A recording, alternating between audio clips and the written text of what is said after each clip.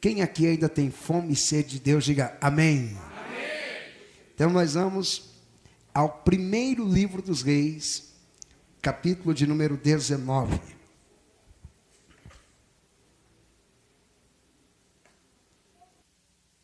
Diz assim: E Acabe fez saber a Jezabel tudo quanto Elias havia feito, e como totalmente matara todos os profetas à espada. Então Jezabel mandou um mensageiro a Elias a dizer-lhe: Assim me faça os deuses e outro tanto, se de certo amanhã a estas horas não puser a tua vida como a de um deles. O que vendo ele se levantou para escapar com vida, se foi e chegando a Berseba, que é de Judá, deixou ali o seu servo. Ele, porém, foi ao deserto, caminho de um dia, e foi sentar-se debaixo de um zimbro, e pediu para si a morte, e disse: Já basta, ó Senhor, toma agora minha vida, pois não sou melhor do que os meus pais. E deitou-se e dormiu debaixo do zimbro. E eis que então um anjo o tocou e lhe disse: Levanta-te e come. Queridos, durante as quintas-feiras, eu tenho falado aqui bastante acerca da depressão.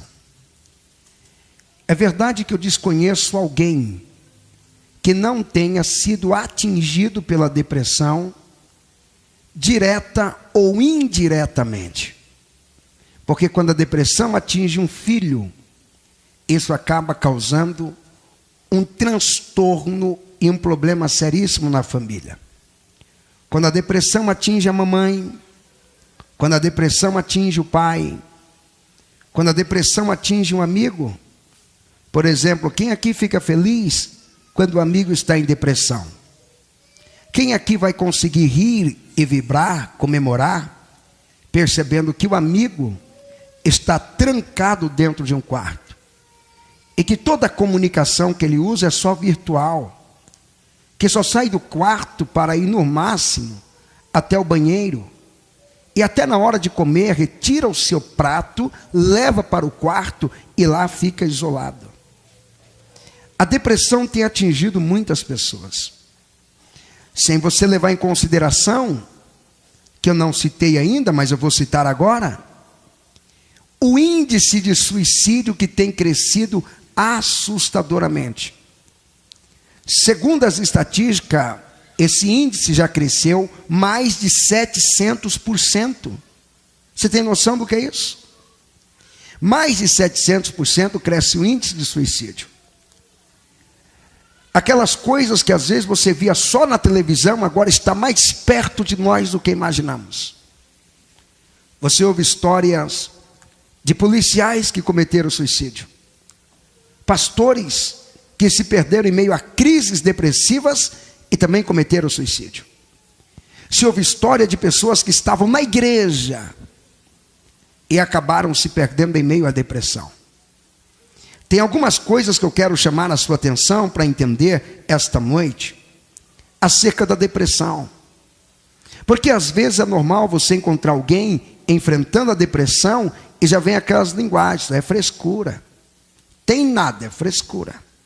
Tem comida, tem dinheiro, tem casa boa para morar, não trabalha. Se é um adolescente, frescura pura. Ele não tem nada, ele não tem problema nenhum. Ei, depressão não é uma frescura. Depressão não é uma historinha. Pode haver casos de pessoas simulando ter o que nunca tiveram. Mas a depressão não é uma frescura. Depressão também não é uma loucura, ao ponto da pessoa não conseguir mais controlar os seus impulsos e sair cometendo aquilo que vem na sua cabeça. Perder o controle e a sanidade mental. Depressão não é uma loucura. Pastor, depressão é o quê? Depressão é um demônio? Não. Depressão não é um demônio. Não existe um principado e uma potestade que responde pelo nome de depressão. Jesus não chegou aqui nenhuma vez dizendo que iria expulsar o demônio da depressão. É lógico que os demônios são oportunistas. E ele pode usar a depressão como uma brecha que lhe é dada, para que aí eles entrem, haja e façam o que ele bem quer. O diabo pode usar a depressão no momento que você está vulnerável e fazer com que você se afaste da igreja. O diabo é mestre de usar a depressão para destruir o casamento. Você já ouviu casos de casamentos que foram destruídos por causa do que a depressão chegou. O diabo viu a vulnerabilidade, ele se aproveitou da vulnerabilidade e ele conseguiu ter a brecha que ele queria e assim destruir uma família. A depressão não é demônio. Não é à toa que na Bíblia nós temos histórias de casos que tudo indica que era uma depressão. É porque na época essa linguagem não era usada.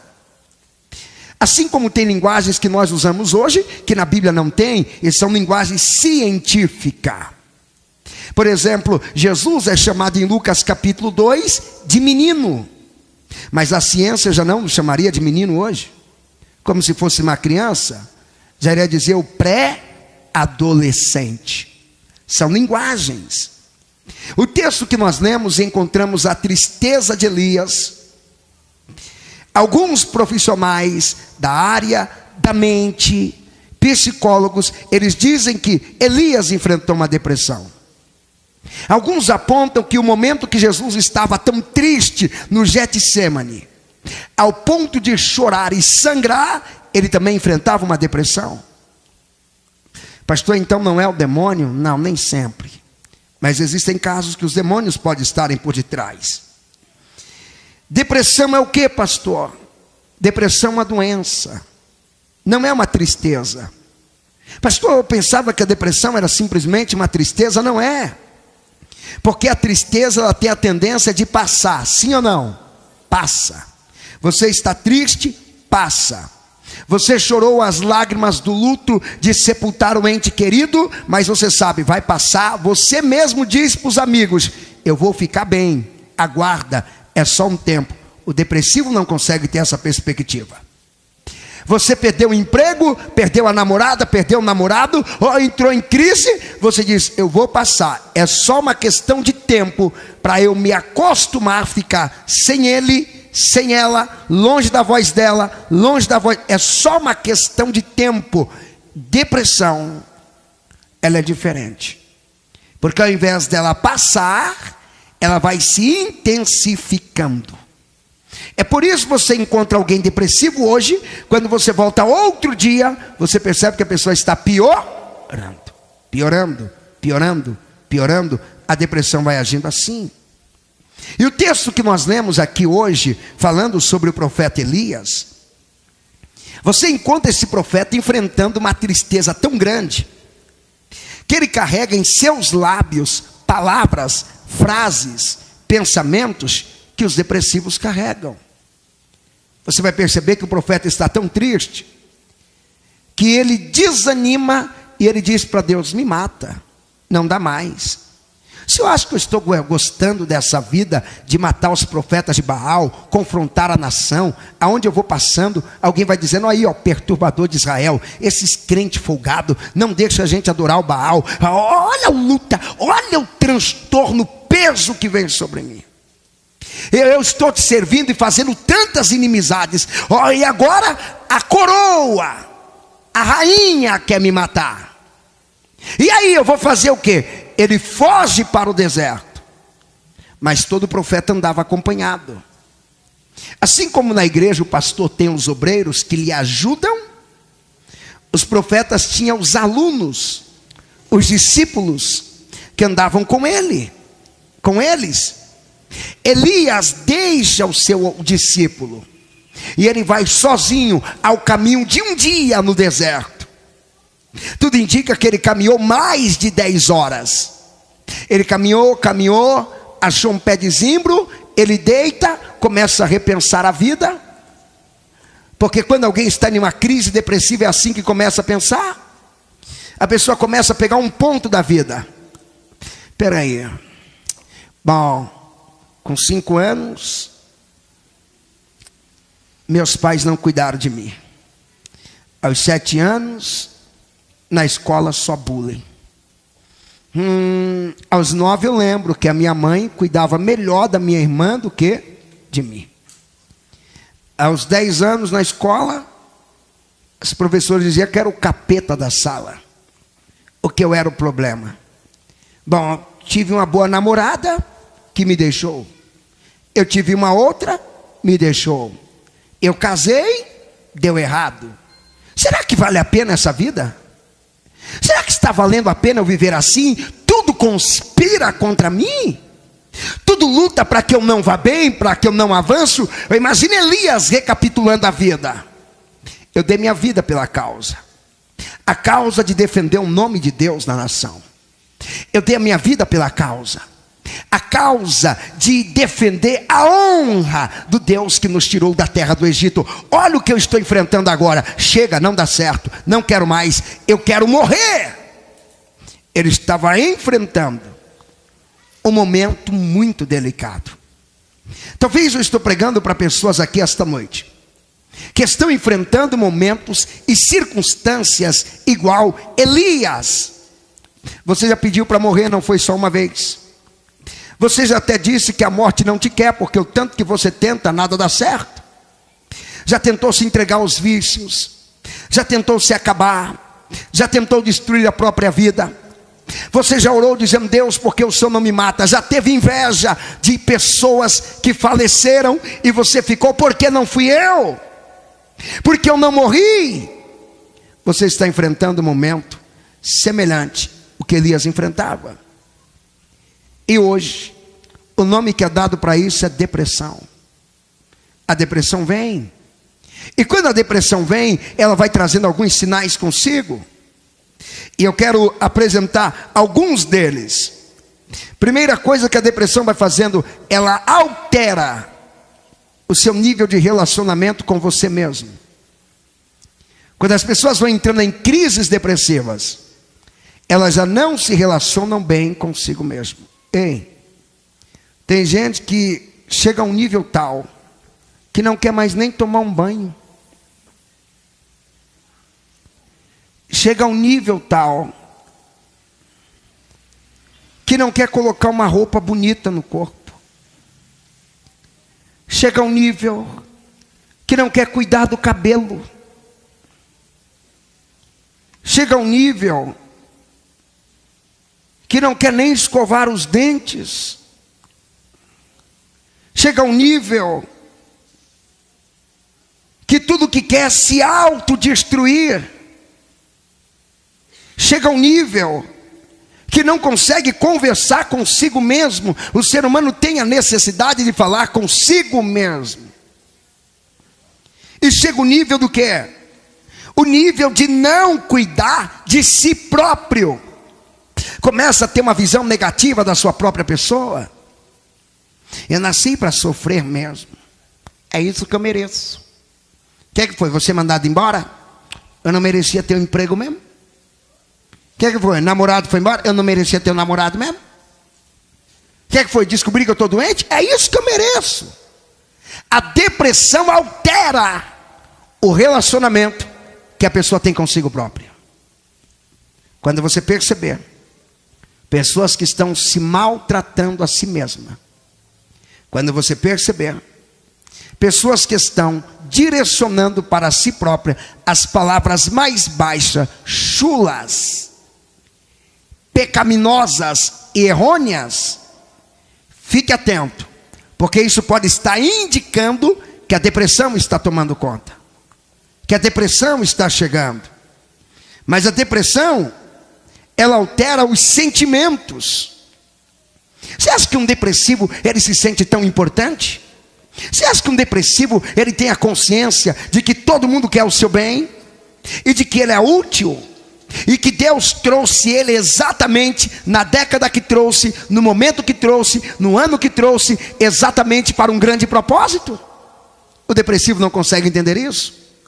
O depressivo não consegue entender, por exemplo, no meu caso, eu nasci nos anos 80, Deus queria que eu nascesse nos anos 80, e já havia um propósito traçado para a minha vida. Deus queria que eu causasse alguma coisa boa para mudar vidas exatamente na época que eu nasci. Eu não nasci errado, eu tenho essa consciência. O depressivo não tem. O depressivo já diz: eu não deveria ter nascido. Não, foi uma loucura da minha mãe. Não, foi uma loucura do meu pai. Se pensasse bem, não teria me gerado. Porque o sentimento do depressivo é de inutilidade. Não é à toa que falta na igreja e acha uma surpresa quando alguém diz: eu senti sua falta. Uau! Não é novidade. As pessoas sempre sentem a sua falta. Quando você se ausenta, quando você não está perto, as pessoas querem estar com você. Mas a depressão faz com que o sentimento de utilidade se vá. Ei, você não é inútil. Você é tão importante. Você é tão útil, que quando Jesus foi te comprar, Ele não te comprou com dinheiro. Pastor, não existia, sempre existiu dinheiro. Jesus não te comprou com ouro. Jesus pegou o sangue e disse: é isso que eu vou pagar nele. É isso que eu vou pagar nela. Você é tão útil, que a Bíblia diz que Deus tem um livro, está escrito no Salmo 139, que Deus anotou cada detalhe da sua formação no ventre da sua mãe. Quando você estava sendo formado, Deus já estava escrevendo, começou a surgir as unhas, o fígado está se desenvolvendo, o rim já está surgindo, o pâncreas, as células, a audição, os sentidos. Deus anotou cada detalhe. Por isso que Paulo estava pregando em Atenas. Em Atos capítulo 17, o verso 26, ele disse: e de um só fez toda a geração dos homens, determinando os tempos já dantes ordenados e os limites da sua habitação, até o local do seu nascimento, foi Deus que escolheu. Eu não nasci no Brasil porque meu pai quis. Não, eu não nasci no Brasil porque meu bisavô foi escravo nessa nação. Não. O plano de Deus é que eu estaria no Brasil, é que eu nasceria nessa época, é que eu estaria nesse bairro. E o plano de Deus é que você estaria nesse culto esta noite, adorando esta noite, recebendo essa palavra esta noite. O diabo lutou para você não chegar, mas você chegou porque na agenda de Deus já tinha um encontro marcado com Ele. Aqui, se alguém ouviu e entendeu, dê um glória na medida que você pode. Então a depressão vai trazer o sentimento de inutilidade. Eu não presto para nada. Eu só presto para queimar um baseado. Você chega e olha para uma mulher que está mergulhada na depressão e diz: se valoriza, filha. Não fica com qualquer um. Eu? Você está pensando que eu sou quem? Ainda bem que ainda estão me querendo. Sentimento de inutilidade. Mas a depressão não vai trazer só a questão da inutilidade. A depressão vai trazer consigo a insatisfação crônica. Já viu pessoas insatisfeitas? Completamente satisfeitas. Elas não se satisfazem com nada. Por mais que elas tenham, não está bom. Pessoas que têm um saco do ter furado, sem fundo. Tudo que você coloca não é o suficiente. Todo amor que você dá não é o suficiente. Toda atenção que você dá não é o suficiente. Todo dinheiro que você dá não é o suficiente. Todo carinho que você dá não é o suficiente. Todo esforço que você faz não é o suficiente. Todas as palavras que você fala não é o suficiente. Toda a santificação não é o suficiente. Tem gente que se esforça, faz tudo certo e ainda convive com um depressivo que sempre olha e diz: não está bom, está faltando alguma coisa. O depressivo vive assim. Nada é o suficiente. Nada está bom. Nada basta. É como Salomão disse, que a sanguessuga tem 2 filhas e o nome é um só. Dá. Quer. quer, nada satisfaz. Estava desempregado, não estava bom. Conseguiu emprego, piorou. Nada. Insatisfação crônica. Ninguém parece amável para ela. Ela está insatisfeita com o pai. Está insatisfeita com a mãe. Está insatisfeita com os filhos. Está insatisfeita com o cunhado, com a cunhada. Está insatisfeita com o pastor. Está insatisfeito com Deus. Está insatisfeito com tudo. Pastor, o que é isso? De onde vem isso? Qual é a origem disso? Depressão. Você não está bem. Você está precisando de um tratamento. Você está precisando reconhecer que não está bem. Você está precisando cair na real, que Deus não projetou você para ser assim. Você está precisando entender que não é a vontade de Deus que você viva uma vida desse jeito. Pastor, tudo que o Senhor falou tem a ver comigo? É isso que eu vivo. É isso e mais um pouco que o Senhor não falou. Lógico, eu não tenho como esgotar esse assunto. E não tenho como esgotar isso em um culto ou em um dia inteiro. Porque isso vai além do que você pensa. Pastor, e como que eu vou vencer isso? Eu estou assim. Estou desse jeito. Insatisfeito. Nada está bom. Eu me sinto uma menina inútil. Eu me sinto um moço inútil. A prova é que eu faço currículo e ninguém me quer. Não consigo emprego. Não posso trabalhar. Acho que eu só sirvo mesmo é para roubar, fumar maconha, aprontar. Nem as meninas me querem. Eu tomo fora, eu me sinto inútil. Pastor, eu não me relaciono bem comigo mesmo. E aí, pastor, o que eu faço? É noite de mudar. É noite de você virar a página, virar o quadro. É noite de você sair de baixo. É noite de você tirar forças das fraquezas. E deixar claro que na sua vida quem manda não é a depressão. Quem manda é aquele homem que morreu na cruz do Calvário. Ressuscitou, vive para sempre e está aqui para mudar a história de quem tiver coragem de levantar a mão e dizer: eu creio nessa palavra. Pastor, e como que eu vou mudar? Você sabe que a base da nossa fé e das atitudes de um crente é a palavra de Deus. Quando você perceber que a palavra de Deus não é valorizada, pode sair de perto.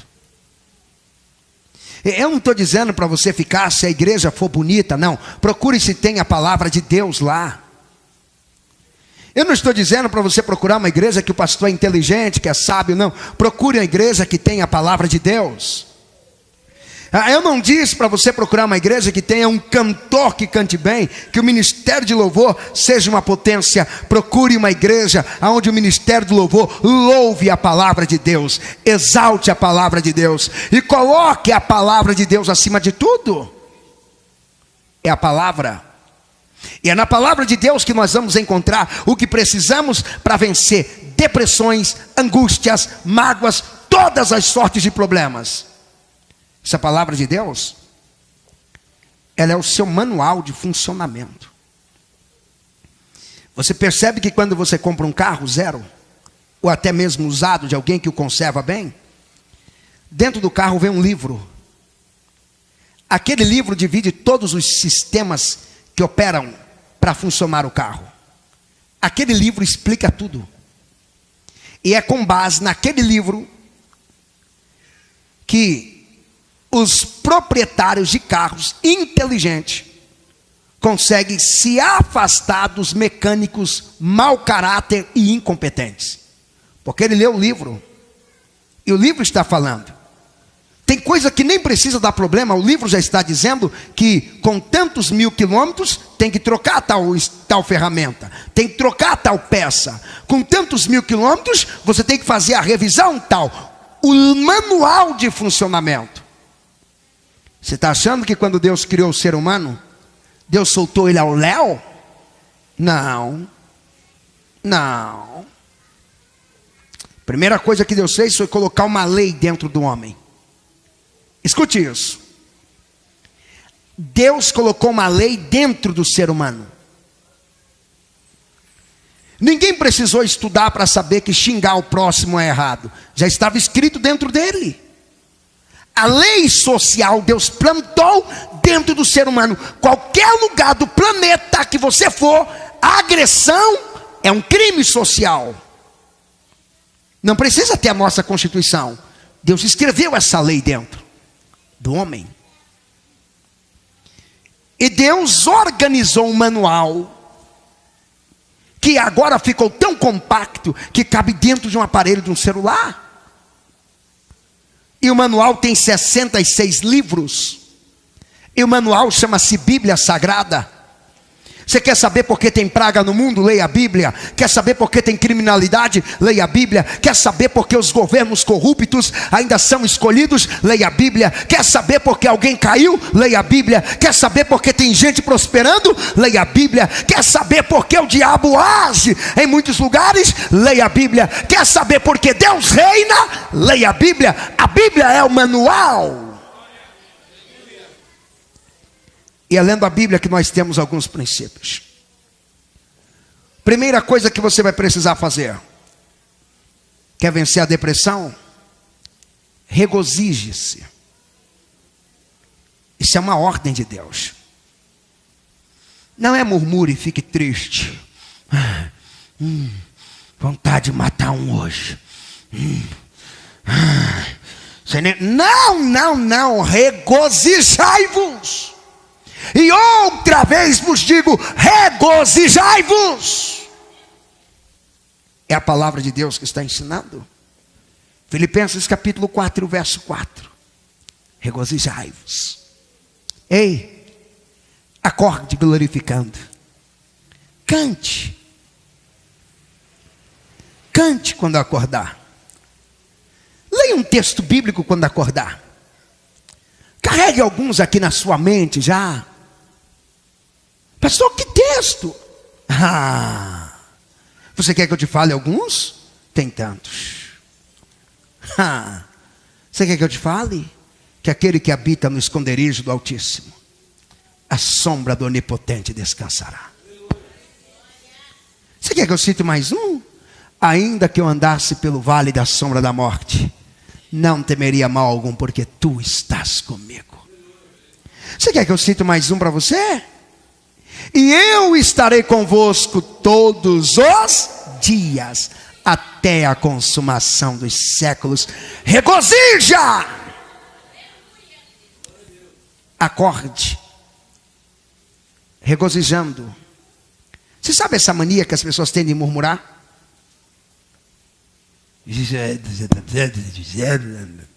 Tem gente que toda vez que você ouve está murmurando.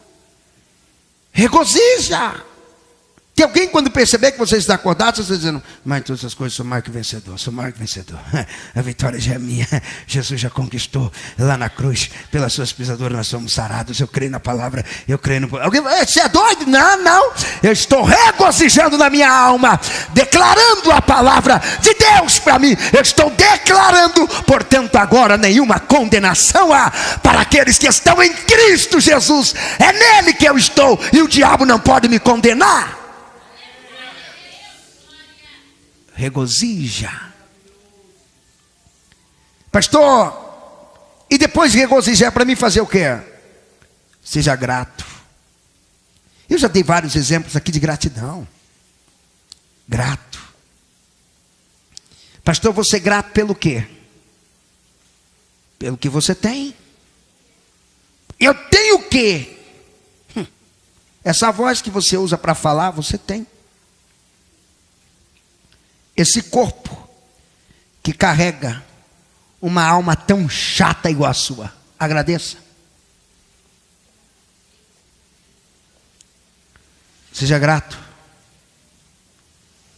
Esse marido que você tem, que às vezes é só ele para te suportar mesmo. Olha para você um dia, olha e fala: obrigado. Esse corajoso, né? Obrigado. Agradeça essa mulher que te aguenta, que tu leva. Sempre vai haver razões para agradecer.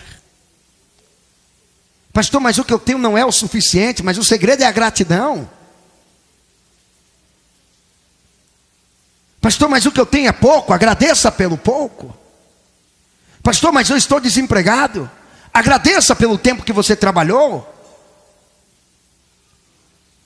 Pastor, mas as coisas estão difíceis. Agradeça. Porque quando muitos perderam no meio dessa crise, você ainda continua de pé.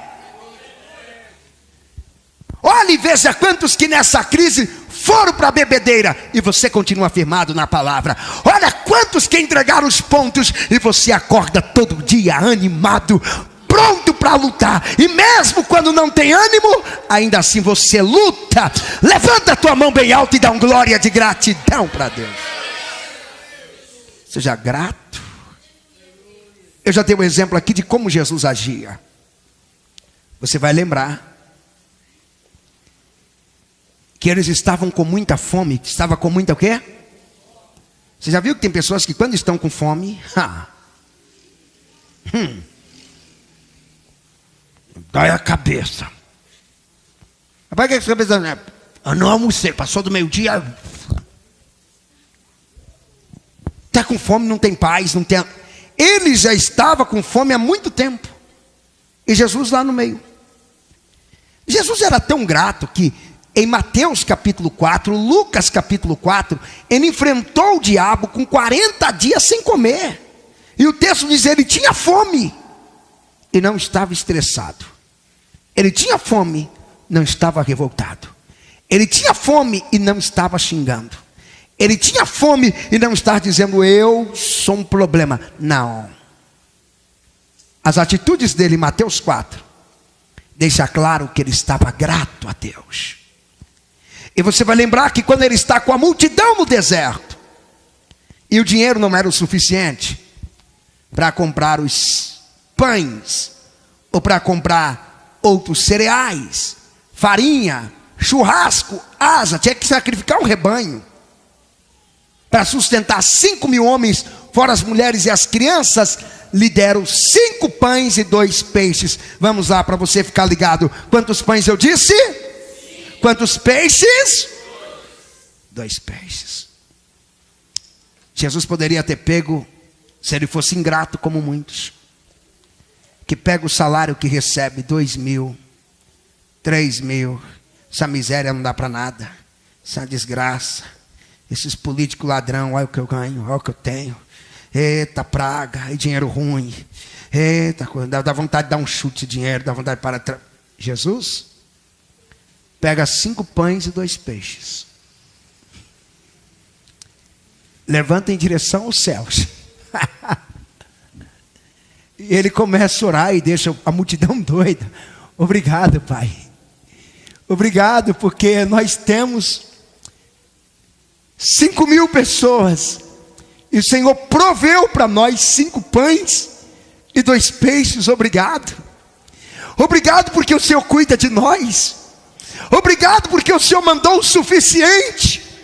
Porque quando o Senhor manda não é pouco. Obrigado, tendo dado graça, ainda era 5 pães e 2 peixes. Ele começou a partir.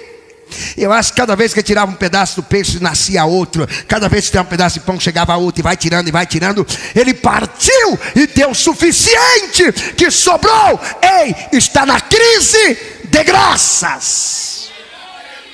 Está difícil, agradeça. Deixa Satanás saber que se ele quiser usar alguém para murmurar, vai ter que bater em outra casa, porque na tua casa não. Você só dá graças. Quem consegue levantar a mão mais alto que pode e liberar o maior grito de gratidão para Jesus esta noite? Você quer vencer a depressão? Seja grato. Pastor, você é grato pela minha cabeça? A sua cabeça está aí. Agradeça. Agradeça porque você tem uma cabeça. Pastor, mas eu estou com um problema aqui. Agradece que você vence. Agradece a Deus. E diga para o problema, você bateu na casa da pessoa errada. Você vai se arrepender disso ainda. Porque eu sou grato a Deus.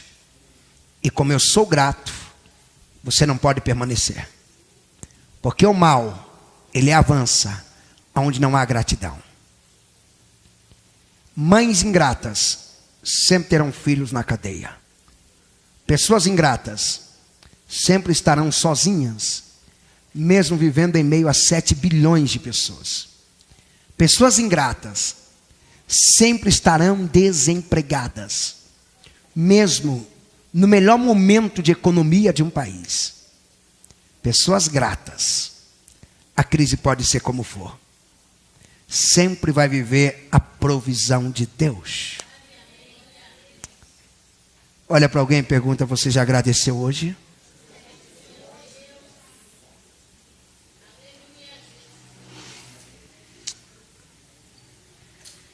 Pastor, e o que eu tenho que fazer? Terceiro lugar, eu já encerro. Entenda a palavra de Deus. A depressão cresce aonde não se há um entendimento da palavra de Deus. Não é só ler, entender. Tenha prazer em entender. Lembra disso. Jesus nunca prometeu vida fácil para ninguém. Corra desses enganadores, que estão dizendo que você vai vencer tudo na vida, se simplesmente você correr até o altar da igreja e dar só uma oferta e já resolveu tudo. Corra dos enganadores, que estão dizendo que você vai mudar a sua vida da noite para o dia, se simplesmente você beber só um copinho de água que ele está dando. E esse copinho de água vai te custar R$500. Tem nada fácil. Corra. Você sabe o que Jesus ensinou na sua palavra? No mundo tereis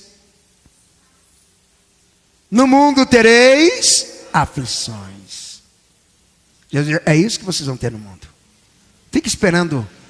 No mundo eu vou sorrir. Ei, jovem, fique esperando. No mundo eu vou olhar para uma moça bonita, ela vai dizer sim. Jesus disse: vai ouvir? Não, estou fora. Eu vou procurar o meu primeiro emprego, vou fazer a entrevista e vou ter um sim. Não foi isso que ele prometeu. No mundo eu vou só rir. Não. Você vai chorar, você vai sofrer, vai enfrentar lutas, vai enfrentar guerras, você vai enfrentar conflitos, confrontos. No mundo tereis aflições, mas ele diz: no meio das aflições, quando os fundamentos se abalam, tudo transtornam, tem de bom ânimo. Venha para a igreja animado, vem animado, tem de bom ânimo, te anima, não baixe a cabeça, não entregue os pontos, não se dê para Satanás, não, se anima, diga para Satanás: a aflição veio para a pessoa certa, porque eu vou vencer, eu vou crescer, vai dar certo. No mundo tereis aflições. Pastor, e aonde que eu vou ter um negócio fácil? Eu não estou gostando dessa pregação, você quer? Mateus capítulo 4, verso 8. O diabo ofereceu para Jesus todos os reinos do mundo e a glória deles. Qual é o preço, diabo? Me adora. Dobra o joelho. Me adora. Reconheça que eu sou grande, eu te dou tudo. Comigo não tem esse negócio de ficar orando, depois trabalhando, porque tem gente que é preguiçoso, só quer orar. Está desempregado? Estou, irmão. E aí, está procurando? Estou orando. Toma vergonha, sou preguiçoso. Pastor, eu já decidi que eu caso em 2018. Já está conversando com alguém? Não, estou orando. Casa com Jesus então. Você só quer conversar com ele? Você quer casar, filhinho? Põe um sorrisinho no rosto, para não assustar os meninos quando te olhar. Um sorrisinho.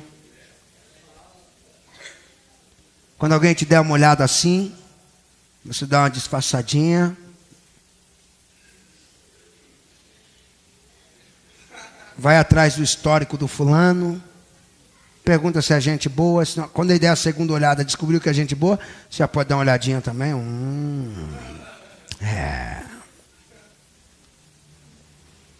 Não tem nada fácil. Pastor, e aí eu vou conseguir, vou ter um relacionamento, aí vai ser igual ao cinema? o Titanic e foram felizes para sempre só. Você quer beijar? Quer abraçar? Não é no casamento que tem esse negócio, não.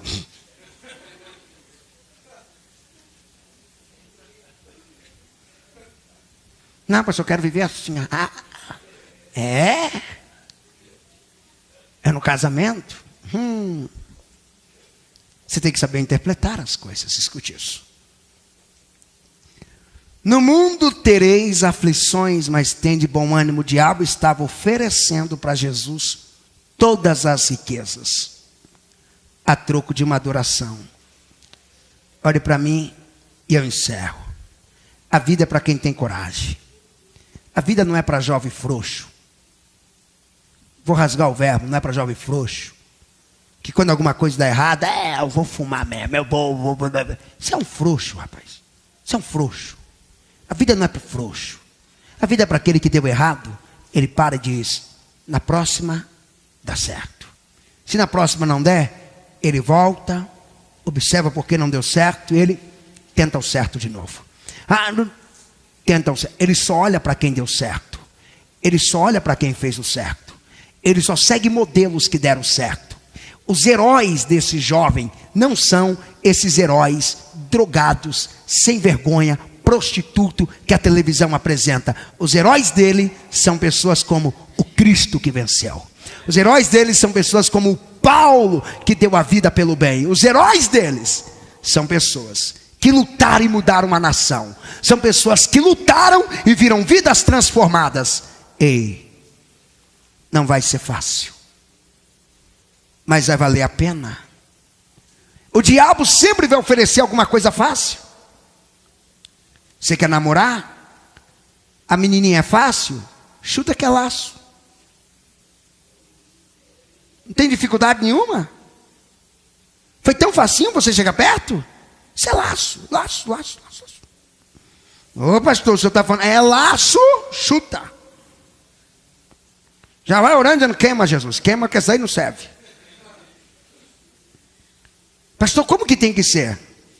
Tem que ter um grau de dificuldade. Tem que ter um negócio para você. Aquele dia que você preparou tudo, pai, o dia que você chegou, chegando, e ela, opa, não. Você, o que eu vou fazer agora? Outro dia você chega chegando. Não. Quando você encontrar uma dessas, vá em frente, porque dá futuro. Agora, quando você encontrar uma assim, dizendo, vem, corre, porque no Largo 13 tem desse negócio aí. Vai correr, lá no centro da cidade também tem um monte dessa. Corra porque tem problema. Vai ser difícil. Você vai orar, você vai agir, você vai santificar, você vai vigiar. E aí, pastor, você vai vencer qualquer crise que encontrar pela frente.